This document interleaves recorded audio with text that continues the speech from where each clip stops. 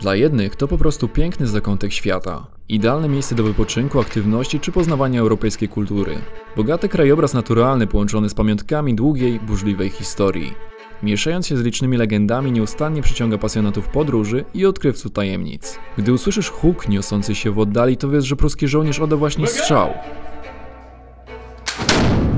Ale nie do turysty. W powietrze, by przypomnieć o swojej obecności w największej górskiej twierdzy w Europie. Stamtąd zapierający dech w piersiach widoki towarzyszyć Ci będą w każdym kierunku, choćby do kościoła pokoju w Świdnicy, jednego z 3 zabytków na terenie województwa wpisanych na listę Światowego Dziedzictwa UNESCO.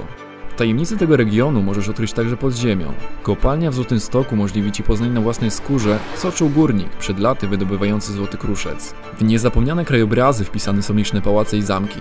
Jeden wyróżnia się najbardziej. 3. co do wielkości w Polsce zamek Książ.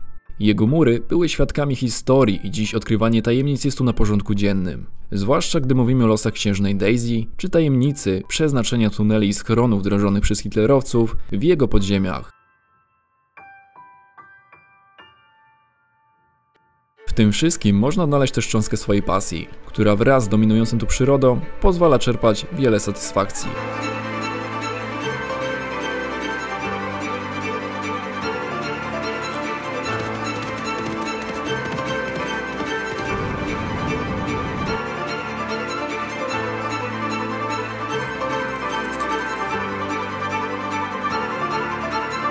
Witajcie na Dolnym Śląsku, znanym i nieznanym, intrygującym i wciągającym, z natury tajemniczym, czekającym na Wasze przybycie.